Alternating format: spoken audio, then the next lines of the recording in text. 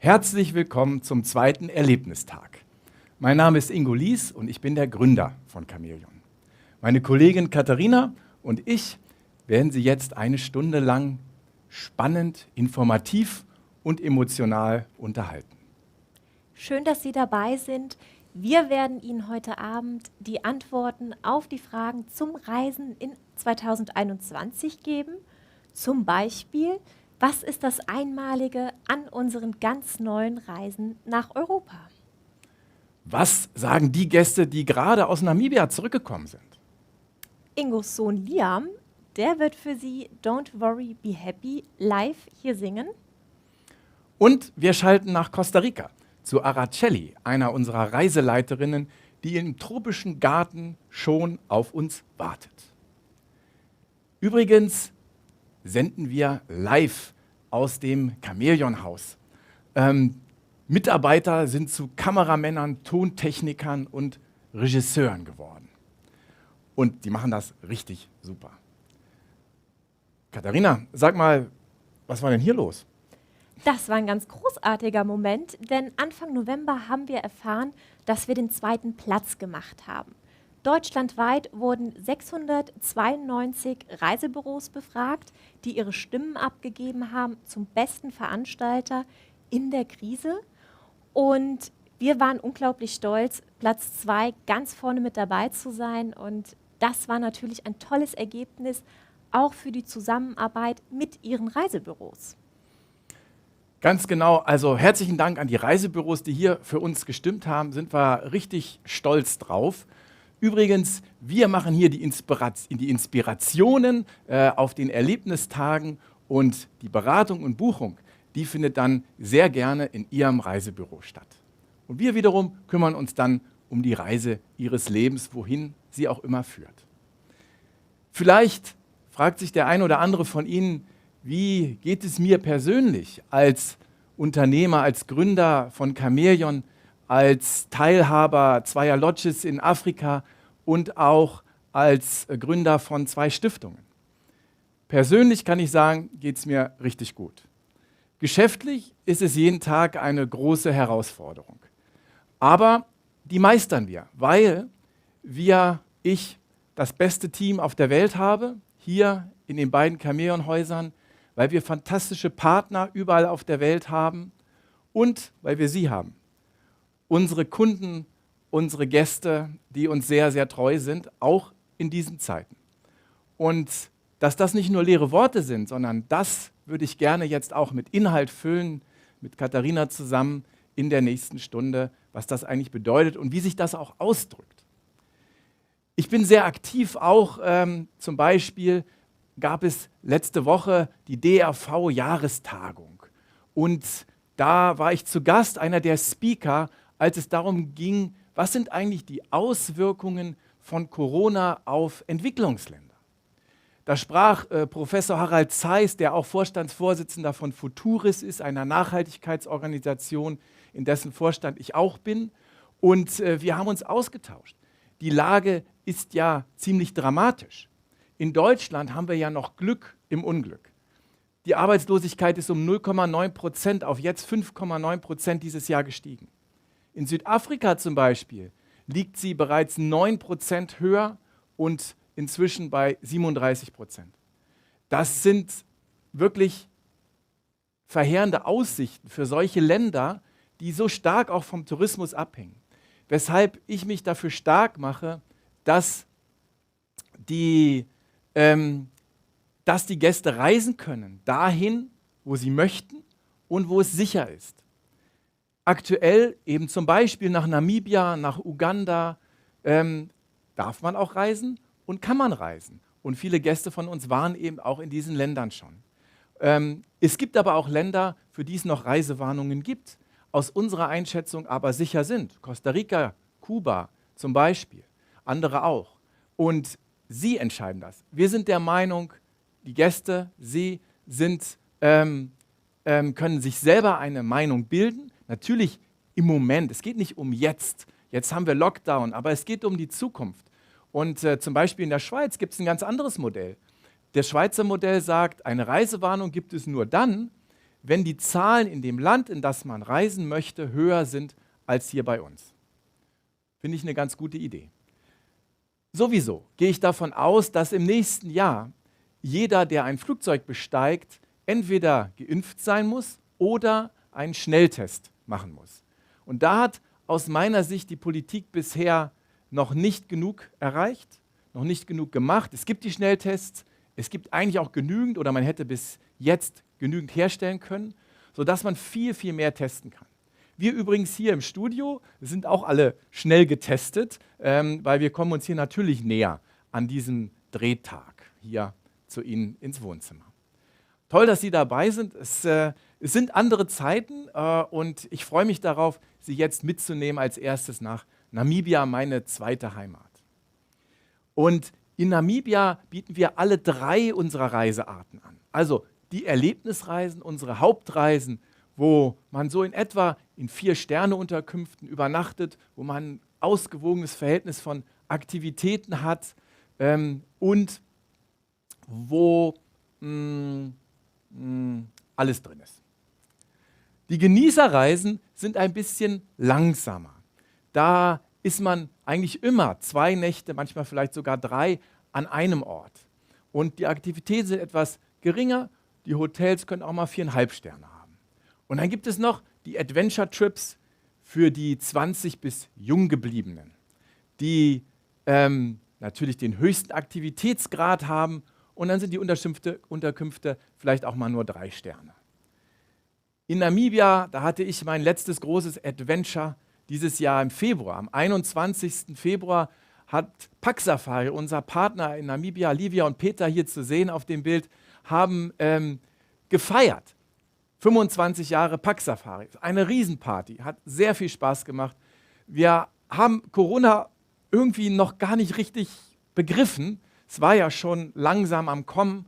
Aber ich freue mich auch im Nachhinein, dass wir hier ganz unbeschwert gefeiert haben. Auch 4 von meinen Kollegen und Kolleginnen waren mit dabei. Und ja, ich habe noch die beiden Ladies, das sind Angestellte von Pack Safari, hier links und rechts in den Arm genommen, weil ich diese Dresses, die schönen bunten Kleider, die sie anhatten, hier auf dem Bild festhalten wollte. Katharina, sag doch mal, wo geht denn diese Straße hin? Ja, die Straße, die führt sofort in die Dünenlandschaft der Sossusvlei.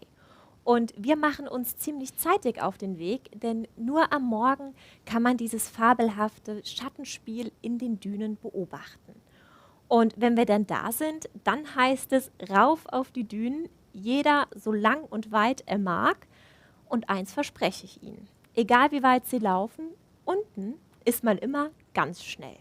Macht auf jeden Fall Riesenspaß, die Dünen wieder runterzulaufen. Und im Anschluss besuchen wir natürlich auch das Dead Vlei, das ausgetrocknete Flussbett, und bestaunen hier die 400 Jahre alten Akazienbäume. Absolut sehenswert. Und unser Reiseleiter, der Chris, der wollte uns mal zeigen, wie viel Leben im Sand eigentlich steckt. Da hat er angefangen zu buddeln und siehe da, hat er uns ein Gecko hervorgezaubert. Und Chamäleons gibt es hier im Übrigen auch. Und das hier, was er uns gefunden hat, das war ganz besonders hungrig. Und ich finde ja, egal auf welcher Afrikareise man ist, ein ganz besonderer Moment ist immer der Sundowner. Vielleicht mit einem Gin Tonic oder einem Gläschen Wein, dieses Farbspektakel in der Weite, in der Ferne zu beobachten, das ist für mich wirklich immer ein ganz besonderer Moment. Und nach dem Sundowner, da haben wir für Sie eine Überraschung vorbereitet. Denn im Namib Dunstar Camp haben Sie die Möglichkeit, unter dem freien Sternenhimmel Namibias zu übernachten. Na, da sage ich mal gute Nacht. Dann geht es weiter. Wir fahren Richtung Norden in den wohl bekanntesten Nationalparks von Namibia. Es geht in den Etosha Nationalpark. Sie werden sich vielleicht fragen, warum ich Ihnen ausgerechnet dieses Foto mitgebracht habe. Wie Sie sehen, ist hier erstmal nichts los. Wir haben ganze 2 Minuten gewartet. Da war am Horizont eine riesen Staubwolke zu sehen. Und wir haben Besuch bekommen. Eine ganze Elefantenfamilie kam und hat sich hier ganz genüsslich ein Wasserbad genossen. Und das hat uns natürlich wahnsinnig gefreut. Mein persönliches Highlight war das Elefantenbaby, was mit dabei war. Dann fahren wir weiter auf Safari. Hier sehen wir Giraffen, wir haben Zebras gesehen und vor allen Dingen auch meine Lieblingstiere, die Löwen. Einfach ein unbeschreibliches Gefühl, diesen wilden Tieren so nahe zu kommen. Und nach dem Etosha Nationalpark geht es dann ins Erongo-Gebirge. Und Ingo, hier hast du doch ganz besondere Freunde, oder? Ja, stimmt. Hier ist Omandumba, die Gästefarm von Deike und Harald. Und ich sage ja immer, passt gerade gut, Wildnis ist das neue Wellness. Also, wenn Sie mal Wellness haben wollen, das geht ja jetzt nur zu Hause mit Ihrer Partnerin oder Ihrem Partner am besten. Aber in Zukunft, da kann es auch wieder Wildnis geben und das tut ja der Seele so gut. Deswegen ist dieses Land auch meine zweite Heimat geworden. Zurück zu Harald und Deike. Die beiden haben diese Farm und Harald, der erzählt am besten mal selbst persönlich, wie es auf seiner Farm aussieht.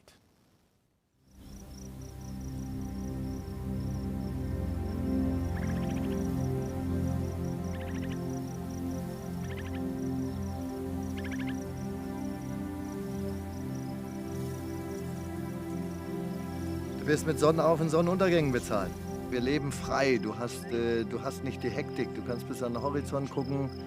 Unser Sternenhimmel abends ist einfach gigantisch. Kein hektisches Leben. Das ist, wir können eigentlich tun und lassen, was wir wollen. Das ist einfach die Natur, mit der Natur zusammenzuleben. Dieses Haus, was ihr hier seht, das habe ich von meinem Vater übernommen. Mein Großvater hat die Farm schon 1942 gekauft. Und wir machen alle unsere Felsmalereienfahrten, fangen wir von hier aus an.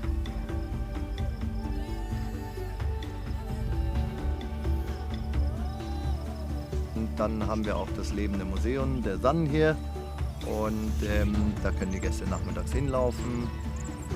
Und dann nach den Sannen können sie einen Sundowner genießen und dann holen wir sie wieder ab. Und dann machen wir hier auf der Veranda dann unser Abendessen. Und sitzen später hier am Lagerfeuer, wo unsere Gäste uns Löcher im Bauch fragen können, was sie bewegt. So sieht's aus bei Deike und Harald auf ihrer Farm. Und wie er gerade erzählt hat, sind eben auch die Sun direkt nebenan. Und zu denen geht man dann hin, wenn man auf der Farm zu Besuch ist und hier übernachtet und lässt sich von ihnen mal mit in den Busch entführen. Die sind ja ganz exzellente Spurenleser seit 10.000 Jahren. Und das bringen sie ja mal ein bisschen bei. Sie zeigen, wie sie Fallen bauen, wie man Feuer macht und wie man überlebt, hier mitten in der Wüste. Das ist eins der vielen Projekte auch, kann man sagen, die Chamäleon unterstützt und die Sie unterstützen, wenn Sie eine Reise mit uns unternehmen. Gar nicht weit entfernt von Omandumba liegt Kalkfeld, ein kleiner Ort, in dem sich ein Waisenhaus befindet. Seit vielen Jahren unterstützen wir dieses Waisenhaus. Einige von Ihnen waren hier auch schon und haben sich das angeschaut. Diese Kinder haben hier eine Zukunft. Wir sind immer mehr dabei, dass sie sich selbst versorgen, zum Beispiel im Gemüsegarten. Hier werden gerade Mohrrüben gezogen. Und wie es da aussieht, das möchte ich Ihnen auch noch mal in einem Film zeigen, der, wie ich finde, einem nahe geht und das gut beschreibt, worauf es eigentlich auch in diesen Tagen besonders ankommt.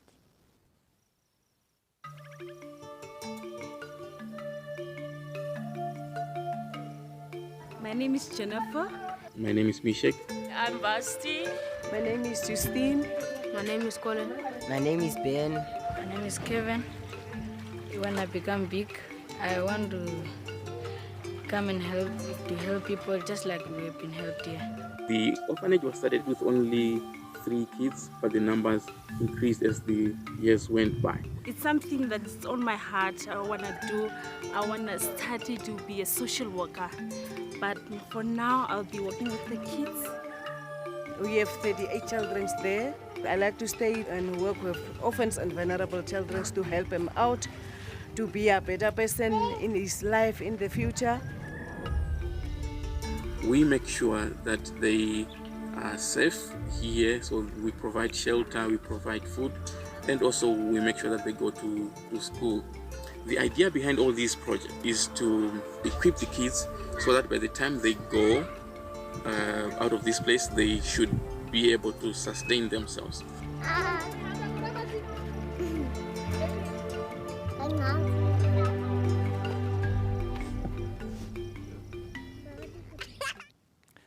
Das ist zum Beispiel Elisabeth hier in der Mitte.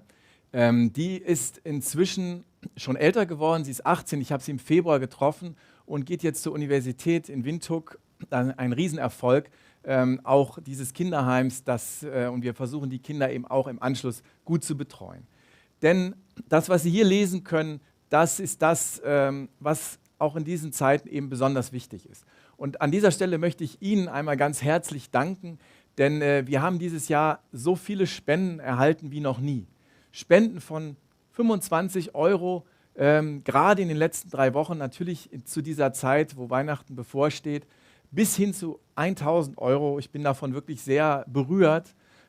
Und ich kann Ihnen versichern, 100% Ihrer Spende kommt an in dem Projekt, für das Sie es ausgewählt haben. Wir als Camion übernehmen alle Kosten, die in dem Zusammenhang mit den Projekten stehen, alle administrativen, auch hier in Berlin. Und dafür ist das Geld wirklich sehr gut angelegt. Wenn Sie noch möchten, natürlich ist das Spendenkonto auch noch weiterhin geöffnet. Und das Projekt in Kalkfeld ist eins unserer größten Projekte. Es gibt insgesamt 50 und wir schauen, dass wir dieses Jahr alle auch da gut durchbringen können. Und das ist uns gelungen und wir wollen natürlich das auch im nächsten Jahr genauso fortsetzen. Ich hatte Ihnen ja gesagt, es sind ja Gäste mit uns unterwegs. In Namibia waren im November alleine etwa 100 Gäste und eine der Reisegruppen, wie die das empfunden haben, das zeige ich Ihnen jetzt mal.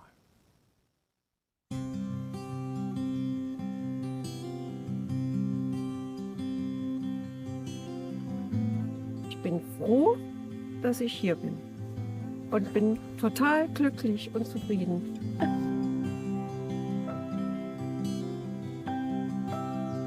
Wir sind hier in der Onyala Lodge und fühlen uns hier riesig wohl und lassen uns verwöhnen und Corona haben wir hinter uns gelassen. Hallo, ja, ich bin der Heiner, ich bin der General Manager hier auf Onyala und wir machen euch glücklich hier.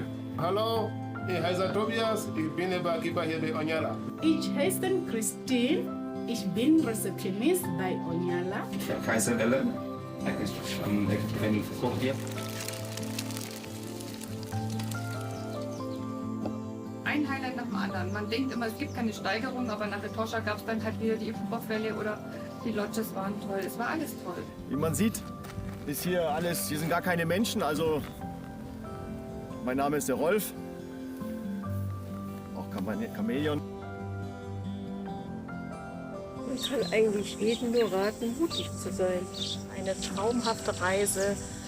Diese Vielfalt, die das Land uns bietet, also toll. Es ist jetzt nicht eins, wo ich sagen kann, das muss es sein, sondern diese ganze Reise ein Aneinanderreihen von Highlights. Wir sind glücklich, dass wir es gemacht haben. Wir sind glücklich, dass wir es gemacht haben.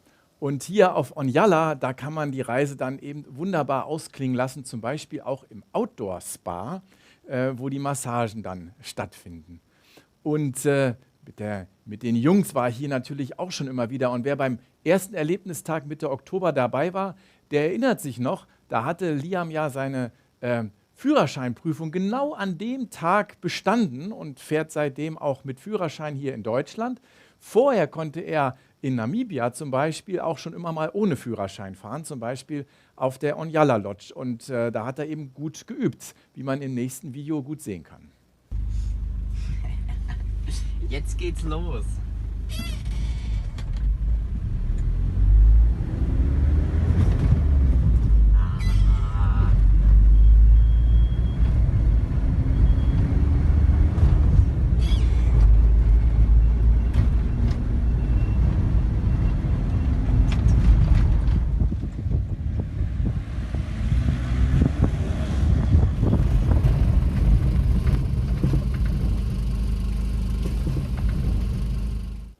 Ja, hat auch super geklappt alles.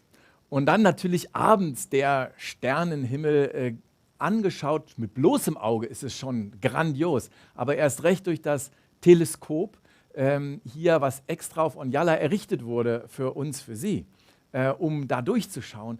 Und beispielsweise ein ganz besonderes Highlight allerdings war das die Mondfinsternis. Das ist jetzt schon ein paar Monate her, 1,5 Jahre inzwischen, glaube ich. Und da sieht man, wie hier noch oben es noch ganz hell ist, wie der Mond gerade in diesen Schatten eintritt, dann wirklich blutrot erscheint. Die hatten wir hier ja auch, aber das war da durchs Teleskop dann nochmal ganz anders zu sehen. Und hier tritt der Mond wieder aus dem Schatten raus. Ich hatte das Glück, gerade da zu sein. Und überhaupt, der Sternenhimmel übrigens auch jetzt gerade, vielleicht haben Sie wolkenfreien Himmel, dann schauen Sie mal raus. Jupiter und Saturn kommen sich nur alle 60 Jahre einmal so nah wie im Moment. In den nächsten 3-4 Tagen kann man das am Himmel beobachten. Ich habe es gestern Abend gesehen, da hatten wir klaren Himmel hier über Berlin, ganz hell, ganz nah beieinander. Schauen Sie mal hoch. Und durchs Teleskop von Onjala ist diese Aufnahme auch entstanden. Die hat Wolfgang eingereicht bei der NASA. Da wird nämlich einmal am Tag das beste Bild ausgezeichnet und da war seins dann auch tatsächlich mit dabei. Es ist ja wichtig, ein Gesundheitskonzept zu haben. Das haben wir natürlich entwickelt. Katharina, sag's mal kurz, wie sieht es denn aus? Ja, mit unserem umfassenden Gesundheitskonzept können wir Ihnen sicheres und vor allen Dingen unbeschwertes Reisen sicherstellen. Zusammen mit unseren Partnern weltweit haben wir wirklich jedes Detail der Reisen einmal unter die Lupe genommen und dann auch für Sie angepasst. Und mit unserem Sicherheitspaket, ja, vielleicht unterbreche ich da noch mal ganz kurz. Ich halte nämlich, die habe ich gerade heute bekommen und deswegen fand ich das so interessant, von einem Ehepaar, die in Costa Rica waren und das mal aus ihrer Sicht beschrieben haben. Liebes Cameon-Team, in der gegenwärtigen Situation haben wir uns riesig darüber gefreut, nach Costa Rica reisen zu dürfen. Dieser Urlaub, es war übrigens unsere 7. Cameon-Reise, war einfach toll. Als wir das von Cameon zusammengestellte Gesundheitspaket vor der Reise gelesen hatten, waren wir schon überzeugt, das sind nicht nur leere Worte, hier steckt auch was dahinter. Angekommen in Costa Rica erlebten wir die Praxis. Unsere Koffer und Taschen wurden vor jeder Beladung in den Bus desinfiziert. Vor Betreten des Busses wurden unsere Hände desinfiziert. Jeder Urlauber hatte seine Sitzbank und sehr viel Platz für sich alleine. Vor Betreten aller Hotels, Lodges und auch aller Nationalparks wurde die Körpertemperatur gemessen. Noch vorsichtiger ging es wirklich nicht. Diese Maßnahmen trübten in keiner Weise die Urlaubserlebnisse der gesamten Reisegruppe. Hinzu kam noch, dass wir mit Araceli die beste Reiseleiterin hatten, die man sich wünschen kann. Zusammen mit unserem Fahrer Fabio waren wir wie eine große Familie. Wir sind mit der Reisegruppe immer noch im Kontakt und es hat sich niemand mit diesem Virus angesteckt. Unsere nächsten Cameon-Reisen im Jahr 2021 sind schon gebucht und wir hoffen und wünschen, dass auch diese durchgeführt werden können. Bleiben Sie alle miteinander schön gesund, liebe Grüße und ein schönes Weihnachtsfest wünschen Gisela und Dieter Semlack. Herzlichen Dank für diese Nachricht. Ja, und mit unserem Sicherheitspaket, damit garantieren wir Ihnen 100%ige Sicherheit und Flexibilität. Sie haben die Möglichkeit, Ihre Reise bis 30 Tage vor Abreise nochmal kostenfrei umzubuchen. Mit der Versicherung sind Sie vor und nach der Reise auch geschützt. Und vor allen Dingen, gerade jetzt fordern ja viele Länder bei Einreise auch ein negatives Testergebnis vor. Und sollte das Testergebnis hier in Deutschland bei Ihnen positiv ausfallen, ist gar kein Problem. Sie können natürlich kostenfrei stornieren. Sie können sich da voll und ganz auf uns vertrauen. Und auch, was wir Ihnen auch bieten, was auch in dem Sicherheitspaket enthalten ist, dass sollte der Fall der Fälle eintreten, dass Sie vor Ort an Corona erkranken, dann übernehmen wir alle zusätzlichen Zusatzkosten, die anfallen für Hotelübernachtung, für Flugumbuchung. Also ich will Ihnen sagen, bei uns sind Sie wirklich in guten Händen und da können Sie sich 100% auf uns verlassen. Aber vielleicht für Sie nochmal zusammengefasst, was ist die Seele von Cameon? Was macht eine Reise so besonders? Wenn Sie mit uns verreisen, dann sind Sie vor Ort in den allerbesten Händen. Unsere Reiseleiter sind immer Einheimische, die sehr gutes Deutsch sprechen. Also die kennen sich auch bestens aus. Wir geben ihnen die garantierte Durchführung. Jede Reise findet statt, das ist unser Versprechen. Und sowieso verreisen wir mit höchstens 12 Gästen, also in einer ganz kleinen Gruppe.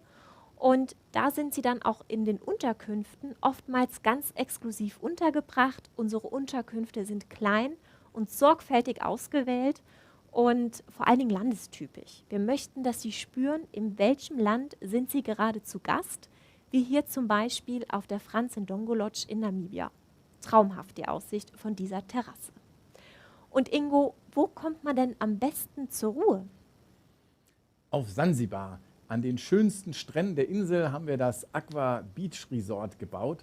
Und da kann man sich wirklich so richtig schön entspannen. Und wir haben jetzt ganz aus aktuellem Anlass ein neues Paket, eine neue Reise erfunden. Wenn Sie möchten, können Sie einfach für eine Woche hier nach Sansibar direkt fliegen. Es gibt Flüge zum Beispiel mit der KLM über Amsterdam direkt nach Sansibar.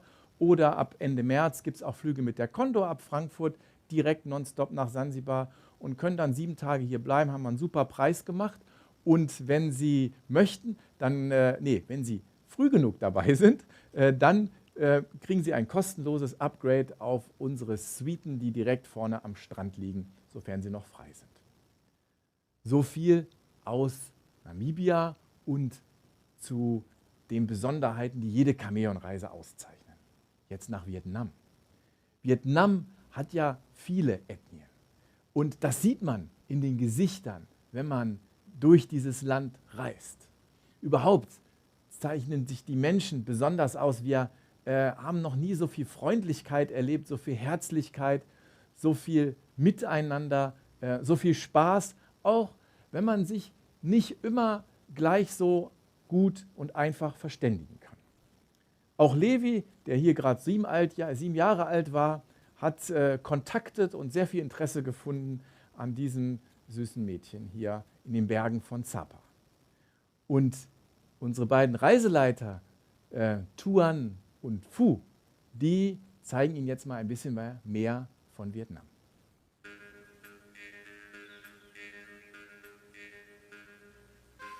Vietnam, xin chào! Jede Reise beginnt mit dem ersten Schritt.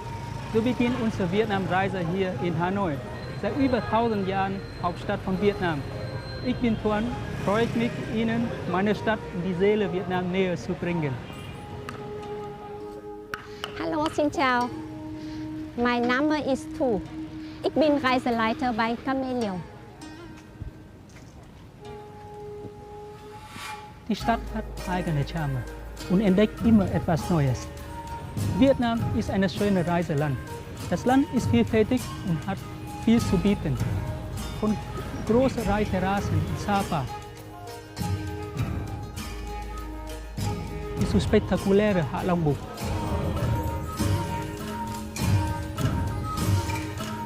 Bis zum riesig grünen Mekong-Delta.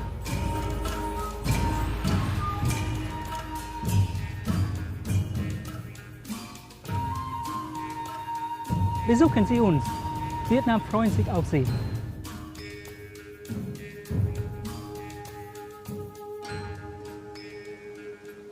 Ja, dann gehen wir doch mal nach Sapa in die Berge oben im Norden von Vietnam, wo ganz viele Reisfelder sind, wo man den Reisbauern direkt bei ihrer Arbeit zuschauen kann, auch mal selber barfuß in so ein Reisfeld hineingeht.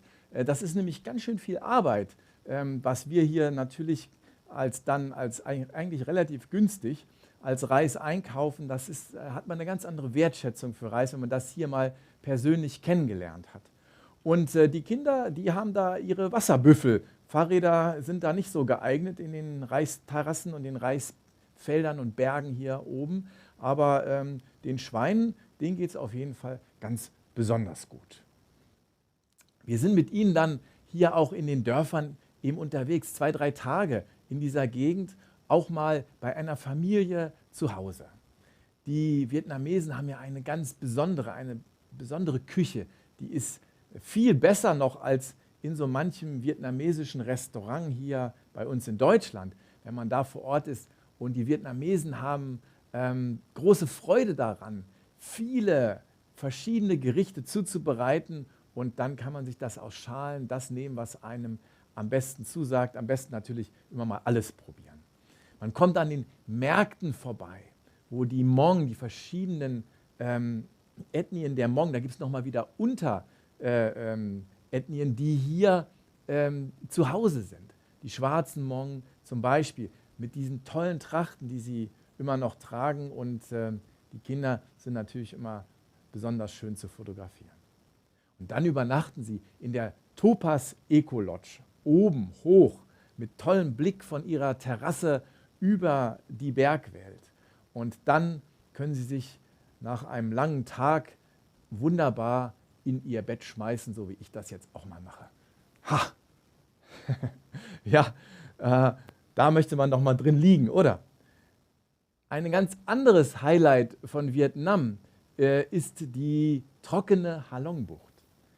Es gibt nämlich 2 Halong-Gegenden. Das ist einmal die trockenen, die sind auch schon spektakulär, wo man auf Flüssen entlang fahren kann mit Booten.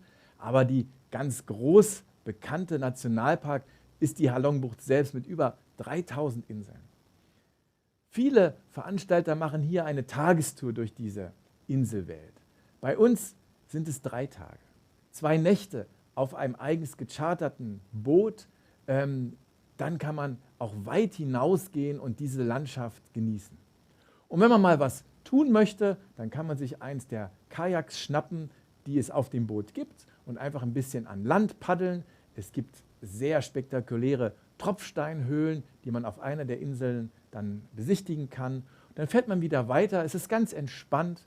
Die Kabinen sind sehr luxuriös und wunderschön ausgestattet, mit dem Holz gebaut. Und dann das Highlight jeden Abend oben an Deck, wenn es zum Dinner geht, der Fisch bereit liegt, der Koch live den Fisch zubereitet, der wurde am Morgen noch gefangen und könnte nicht besser ausklingen. So ein Tag im Sonnenuntergang hier oben auf der Dschungel. Im mittleren Teil von Vietnam liegt Hue, die Kaiserstadt. Über 1000 Jahre alt. Es sind viele Tempel hier erhalten, die sie besichtigen natürlich. Und dann anschließend auch wieder in einem ganz besonderen Resort, dem Vedana Lagoon Resort, übernachten, wo am Abend, liegt auch an einem Fluss, wo am Abend dann viele Kerzen angezündet werden, die auf dem Pool schwimmen, und sie genießen das Dinner daneben. In Hoi An, da hat man ganz besondere Fortbewegungsmittel. Ja, die Frau hier macht's vor, und wir haben etwas größere Schilfboote für sie vorbereitet, damit die auch nicht zu wackelig sind. Und dann fahren sie ein bisschen hier durch die Kanäle. Wir haben nämlich ein Projekt hier gegründet, um die Wasserkokospalmen wieder neu zu züchten und aufzubereiten, und das besichtigen sie. Und durch Hoi An geht es dann in einer Fahrradrikscha. Die kennt man ja hier bei uns jetzt auch schon einmal ab und zu, jedenfalls in Berlin. Aber diese Fahrradrikschas sind besonders bequem, wie Christine, das ist eine meiner Kolleginnen, hier auch persönlich mal ausprobiert hat. Ja, und dann fahren die Vietnamesen sie mit dem Fahrrad durch Hoi An. Hoi An ist auch bekannt, wenn Sie mal ganz besondere Lampignons, man ist ja immer hält ja Ausschau nach einem besonderen Mitbringsel. Ich würde Ihnen bei Vietnam so einen Lampignon empfehlen, den Sie bestimmt schön bei sich zu Hause aufhängen können und dann noch lange daran denken. Die chinesische Brücke ist wunderschön, vor vielen Jahrhunderten hier erbaut in Hoi An. Und dann haben Sie auch wieder, also die Unterkünfte sind wirklich alle besonders. Das ist das Pilgrimage Village Resort in Hoi An, auch immer mit Pool und einfach in der Natur. Das sind Unterkünfte, die wir suchen, die wir finden und in denen Sie dann die Zeit genießen. Auch an den schönsten Stränden Vietnams. Da kann man Anschlussprogramme buchen nach den Reisen oder auch zwischendrin ist hier ein bisschen Zeit am Strand. Aber im Idealfall machen Sie einfach ein paar Tage im Anschluss an solchen Stränden. Im Süden Vietnams liegt das Mekong-Delta. Eins der größten Flussdeltas, die es auf der Erde gibt. Und hier sind Sie zum einen auf den schwimmenden Märkten. Hier kommen nämlich, weil es ja alles ein riesiges Flussarmsystem ist, hier kommen die Bauern sozusagen auf ihren Booten und bringen alles das, was sie zu verkaufen haben, und man springt dann von Boot zu Boot, um einzukaufen. Mal ein ganz anderes Erlebnis. Und dann gibt es auch hier im Süden das Kanto Village, eine der wunderschönen Unterkünfte, die im Mekong-Delta gebaut wurden, ganz traditionell, auch viel mit Bambus. Und das ist dann der letzte Ort, an dem Sie übernachten, bevor es wieder nach Hause geht, oder Sie bleiben eben, wie gesagt, noch ein paar Tage am Strand. Es gibt ja unheimlich viele Mopeds und Motorräder. Und die sind oft so gut besetzt, wie man hier sehen kann, mit 3 Generationen oder auch mit 3 jungen Ladies. Und um Mopeds zum Abschluss geht es auch in dem nächsten Video. Das zeigt nochmal und erklärt nochmal kurz, was sind eigentlich die Adventure Trips von Chamäleon, was zeichnet die besonders aus.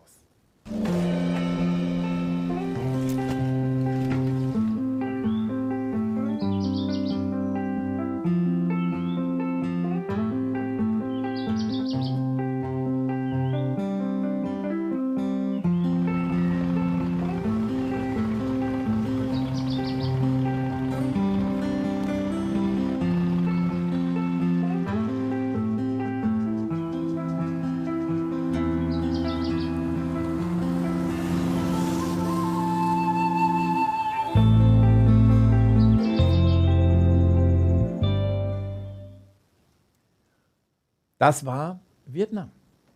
Und jetzt gehen wir nach Europa. Katharina hat es schon angekündigt, wir arbeiten schon seit 2 Jahren an unseren Europareisen. Das braucht Zeit.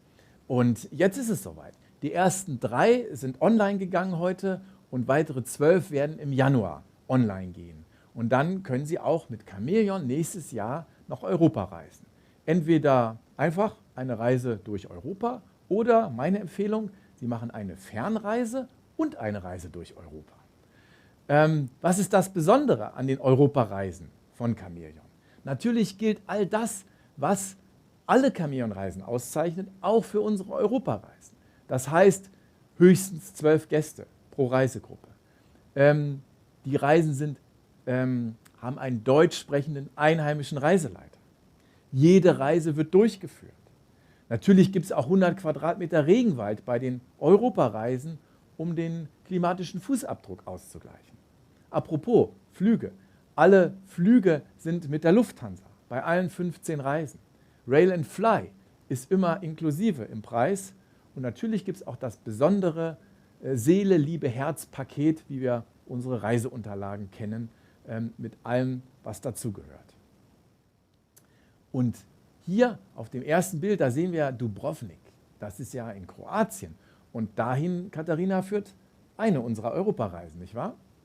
Genau, einer der 3 Reisen geht nach Kroatien. Hier reisen wir mit Ihnen von Zagreb nach Dubrovnik. Und wenn Sie in Zagreb ankommen, dann übernachten Sie hier mitten in der Oase, in der Altstadt, im bekannten Jägerhorn-Hotel. An der Adria besuchen wir die Altstadt der Küstenorte. Und hier in Motofun, ganz in der Nähe, da besuchen wir Familie Kalic. Und Familie Kalic, die wird Sie mitnehmen auf Trüffelsuche. Denn die Trüffeltradition ist ganz bekannt in Kroatien und selbstverständlich bekommen Sie anschließend auch ein traditionell istrisches Gericht mit den Trüffeln serviert. Die Pliwitzer Seen werden wir natürlich auch besuchen.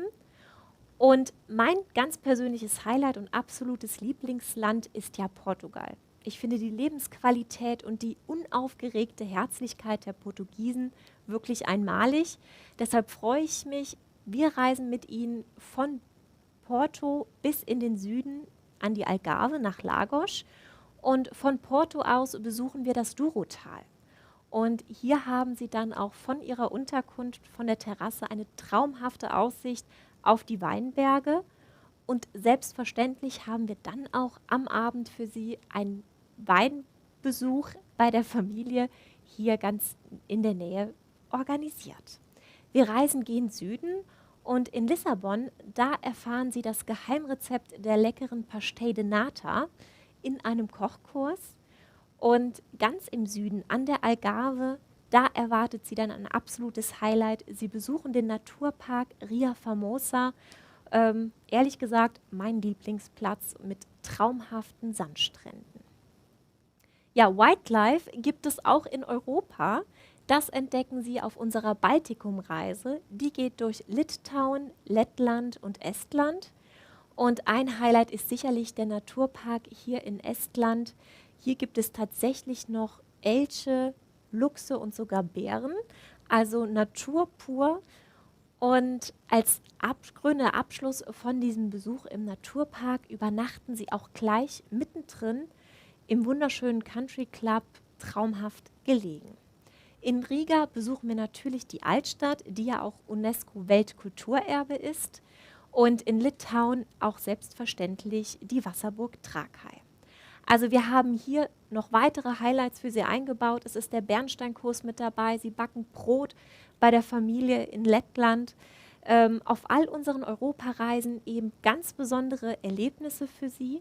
Und wie gesagt, 3 sind bereits online und mehr dann davon in unserem nächsten Erlebnistag Livestream. Und ich habe gehört, Costa Rica hat ja auch einiges zu bieten. Oder, Ingo? Auf jeden Fall. Aber bevor ich Sie jetzt mitnehme nach Costa Rica zum Abschluss unseres heutigen Erlebnistages, noch 2 Sätze zu Europa. Das waren ja jetzt 3 der insgesamt 15 Reisen, die wir entwickelt haben. Es gibt 3 Reisen nach Italien.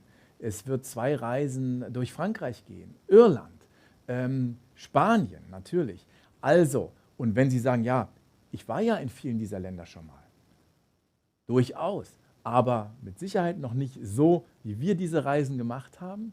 Es lohnt sich ja sowieso, in solche Länder auch nochmal zu reisen. Und ich glaube, wir haben uns was ganz Besonderes einfallen lassen. Sie haben die kulturellen Highlights, aber es ist keine Studienreise. Sie haben viel Zeit in der Natur, aber es ist keine Wanderreise. Und Sie haben ganz viel Begegnung mit Einheimischen, mit den Menschen, das auch, wenn wir jetzt momentan da gerade noch ein bisschen gehemmt sind. Ja, aber das wird vorbeigehen. Wir werden wieder frei reisen können und darauf sind diese Reisen auch ausgerichtet und eingestellt und die schauen Sie sich gerne mal alle in Ruhe an. Jetzt aber nach Costa Rica, mitten rein in den Dschungel. Da geht es gleich mal los mit dem ersten kurzen Film.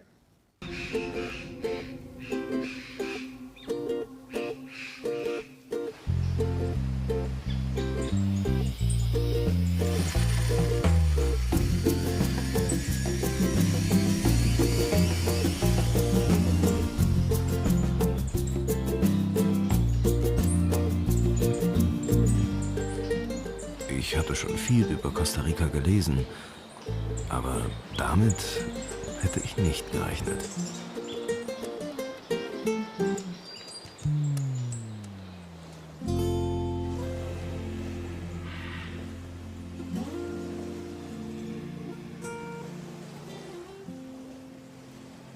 Ganz im Süden von Costa Rica liegt der ehemals Regenwald der Österreicher. Heute ist es Nationalpark, war ein Vorbild für mich. Michael Schnitzler, Musikprofessor aus Wien, der hat diese Initiative Regenwald der Österreicher gegründet. Wir waren da lange Zeit auch einer der großen Spender, die diese Entstehung dieses Gebietes, Piedras Blancas Nationalpark, so heißt er, mitfinanziert haben. Bevor wir dann, wie viele von Ihnen wissen, unsere eigene Stiftung gegründet haben. Da komme ich gleich noch mal ganz kurz drauf. Aber hier unten in dem Nationalpark, da liegt auch die Esquinas Rainforest Lodge. Und da, Liam, hallo, bist du auch dabei wieder, ich freue mich. Ja. Und da warst du ja auch schon mal. Ich weiß nicht noch, ob du dich noch genau erinnern kannst, aber da gab es ja einen besonderen Pool. Das stimmt, ja. Da sieht man auch gut, dass ich da schön reinspringe. Ja, genau. Das hat auf jeden Fall Spaß gemacht. Ja. Da muss man nämlich sehr aufpassen, weil direkt neben dem Swimmingpool gab es noch einen kleinen Schwimmteich für Kaimane. Das ist kein Krokodil, aber Kaimane. Da haben wir den Jungs aber klar gemacht, also welcher Pool für sie ist und welcher für die Kaimane ist.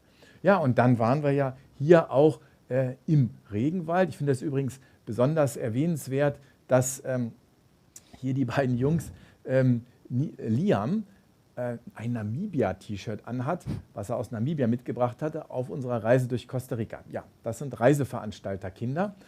Und dann ging es hinein in den Regenwald. Und da haben wir viele tolle Sachen gesehen. Liam, also zum einen erinnere ich mich an wunderschöne Blumen und dann haben wir sogar einen Nasenbär gesehen, der uns auf einmal hier schnell über den Weg gelaufen ist. Und was gab es denn da noch so an Vögeln? Die haben dich, glaube ich, auch besonders interessiert, oder? Ja, also ich fand einfach die Tierwelt super bunt. Papageien haben wir gesehen, ganz viele Frösche aber auch, also in den buntesten Farben, gelb, grün und auch den einen Frosch mit roten Augen, an den kann ich mich sehr gut erinnern. Den wollten wir unbedingt sehen, den haben wir da auf Fotos oft gesehen. Ja. Genau, der Rotaugenlaubfrosch, wie ich nochmal nachgeguckt habe. Und Tukane, die gefielen ja Levi immer besonders. Ne? Ja. Und was haben wir dann gemacht? Es war ja auch Weihnachten hier, genau zu der Zeit, als wir da waren auf dieser Reise. Die Jungs haben dann zu Weihnachten 2 Kuscheltiere bekommen. Danke, Liam, erstmal. Du kommst, ja, dein Auftritt kommt noch gleich. In ein paar Minuten müssen Sie sich noch gedulden. Ja. Ich wollte Ihnen nämlich noch kurz den Regenwald in Ecuador zeigen, denn dort, wissen viele von Ihnen, haben wir ja unsere Rainforest Foundation gegründet. Ich zusammen mit Alfonso, er ist ja vor Ort und kümmert sich um alles. Und wie sieht es da eigentlich aus im Moment in dem Regenwaldgebiet? Es wächst dieses Jahr nicht. Leider. Wir können uns das natürlich nicht leisten, jetzt Regenwaldflächen zusätzlich zu kaufen. Das ist ja immer gekoppelt an Ihre Reisen. 100 Quadratmeter für jede Reise, jeden Teilnehmer, der mit uns eine Reise macht, stellen wir unter Naturschutz. Es sind inzwischen 14 Millionen Quadratmeter geworden. Das ist so viel wie 2000 Fußballfelder. Das ist ein großes Gebiet und mein Traum ist es weiterhin, dass hier in Ecuador ein Nationalpark entstehen wird. Und ich bin auch ziemlich sicher, dass wir zusammen das schaffen werden, denn es werden noch viele tolle Reisen stattfinden. Übrigens, es gibt auch hier eine Unterkunft, die Las Cascadas Lodge. Und Entschuldigung, die Mitarbeiter der Las Cascadas Lodge, die sind momentan beschäftigt damit, den Regenwald zu schützen. Sie helfen mit dabei und darauf zu achten, dass niemand etwas abholzt und auch keine Tiere jagt. Weiter durch Costa Rica geht es zum Beispiel zur Familie Beo. Die Beos sind Kaffeefarmer in der 3. Generation. Und Papa Beo erzählt mal, wie es bei ihm aussieht.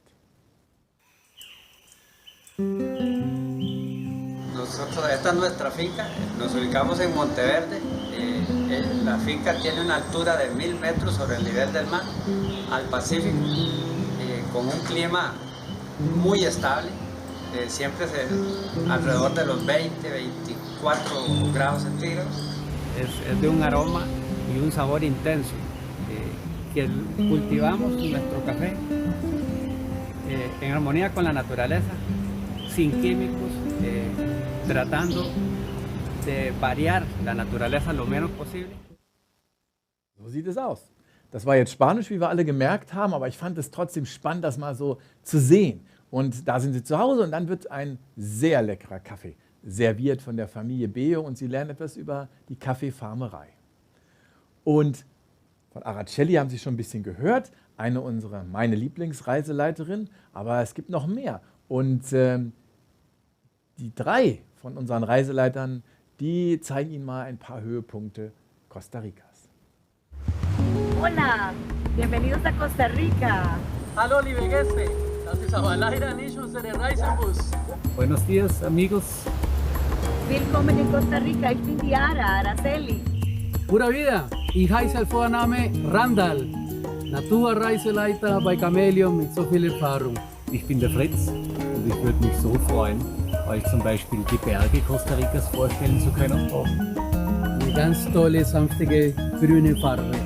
Wir sehen Affen, Faultier, Iguane, Basilisten, Strände, Bergen, mit dem trockenen Wald. Papayas, Melone, Honigmelone. Warum müssen Sie Costa Rica wählen? Weil Costa Rica ganz liebe Leute haben Das immergrüne, saftige Costa Rica mit seiner Vielfalt an Lebensräumen. Ein guter Kaffee von Gebirge und natürlich immer gutes Ambiente. Kommen Sie und tanzen Sie mit uns. Genießen Sie das Leben. Pura vida. Auf eine vielfältigere Reise kann man sich gar nicht vorstellen. Kommt's mit mir, schaut euch das an. Wenn Sie die Affen mit mir und Costa Rica sehen möchten, kommen Sie mit. Ich warte auf Sie hier, ganz herzlich. Vergessen Sie Costa Rica nicht. Pura vida! Wunderschön, oder? Und die Araceli, die ist jetzt in Costa Rica und da schalten wir mal hin, in ihrem tropischen Garten. Ara, wie geht es dir denn? Mir geht es sehr gut hier. Ich bin eine positive Frau und ich liebe mein Land. Ich liebe Costa Rica, die wunderschöne Natur, die ganzen Tiere, die Menschen, unsere Kultur, unsere Musik. Ich bin sehr zufrieden in meinem Land. Und super, Ara. Und du hast ja jetzt schon die ersten Gruppen durch Costa Rica wieder geführt, im Oktober, im November. Und was haben denn die Gäste gesagt? Die haben gesagt, wunderbar, die hatten den Corona vergessen und wir haben einfach Nebelwälder, Regenwälder, Trockengebiet erlebt, schöne Strände, tolle Vulkane und wunderbare Natur.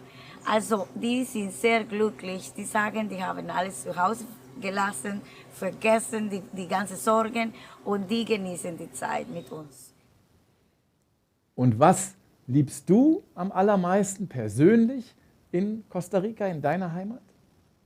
Wasser, ich liebe das Meer. Und dann bin ich schwimmen gegangen mit meinen Gästen bei 26 Grad Wassertemperatur. So schön, Sonnenschein. Und wir hatten die Tiere beobachtet, die vorbeigelaufen sind, die ganzen Affen. Und die Pelikane sind neben uns so geschwommen und geflogen. Also schöner konnte nicht sein. Ich war im Paradies. Und noch kurz zum Abschluss, Ara, was empfiehlst du denn unseren Gästen?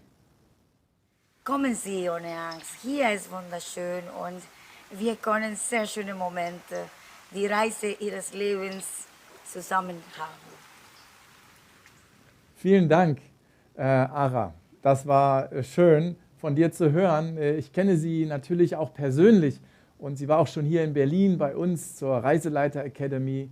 Und hier sind wir an einem ihrer Lieblingsorte im Manuel Antonio Nationalpark an der Pazifikküste, wo die Kapuzineräffchen direkt an den Strand kommen und wo man neben dem Baden und am Strand liegen dann eben auch direkt im Nationalpark spazieren gehen kann, Brüllaffen beobachten kann oder auch meine Lieblingstiere hier in diesem Park, die Faultiere, beobachten kann. Vulkane wurden auch schon angesprochen. Das hier ist zum Beispiel der Arenal.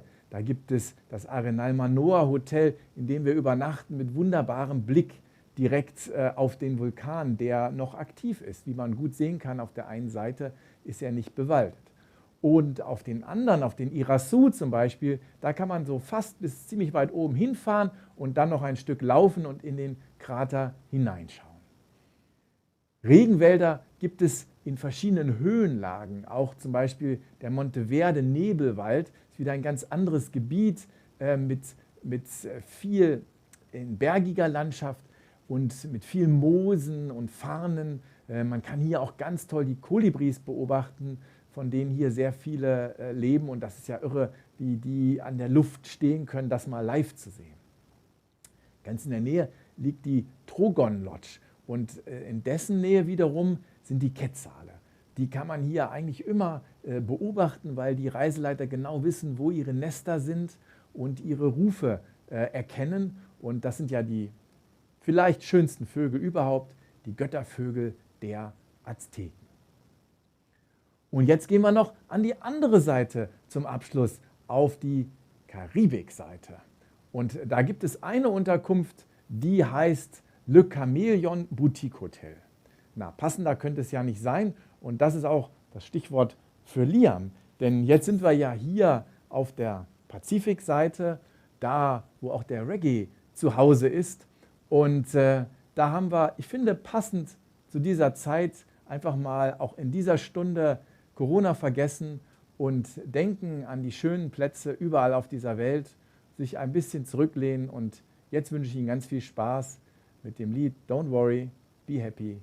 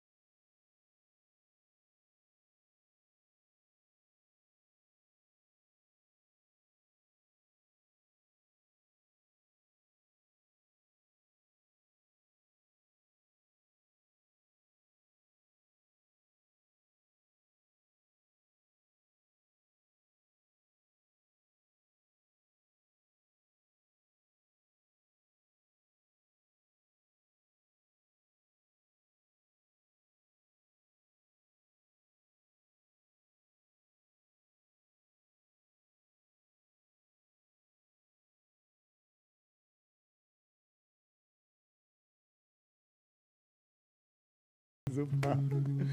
Don't worry, be happy. Vielen Dank, Liam. War wieder toll. Und Ihnen hat es hoffentlich auch gut gefallen. Zum Schluss hat er ja gesungen, ich weiß nicht, ob Sie es so schnell gehört haben, Here I give you my phone number. If you worry, call me, I make you happy. Das machen wir.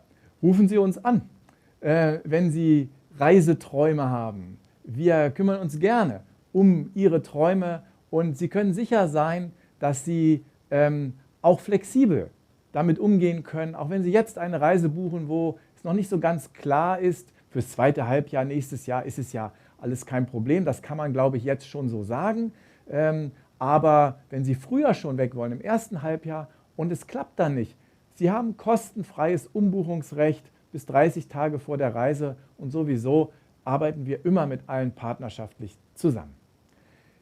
Wir haben noch etwas mitgebracht zum Abschluss, unseren Katalog. Viele von Ihnen haben ihn schon.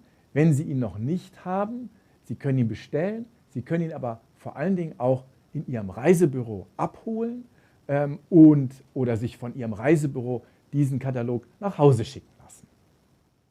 Da steht es dann alles ganz genau drin. Und vielleicht suchen Sie noch ein Weihnachtsgeschenk. Man kann ja leider nicht mehr einkaufen gehen. Wir kriegen das hin, wenn Sie sich kurzfristig noch bei uns melden möchten. Wir haben Reisegutscheine. Die können Sie gerne verschenken in jeder Höhe. Die machen wir ganz flexibel, so wie Sie sich das wünschen. Dann können Sie eine Reise auch gerne verschenken. Zum Abschluss danke ich Ihnen fürs Zuschauen. Machen Sie auf jeden Fall den Daumen hoch unter dem Video und teilen Sie das Video, denn es gibt bestimmt viele in Ihrem Bekannten- und Freundeskreis, die diese Stunde auch gerne erlebt hätten.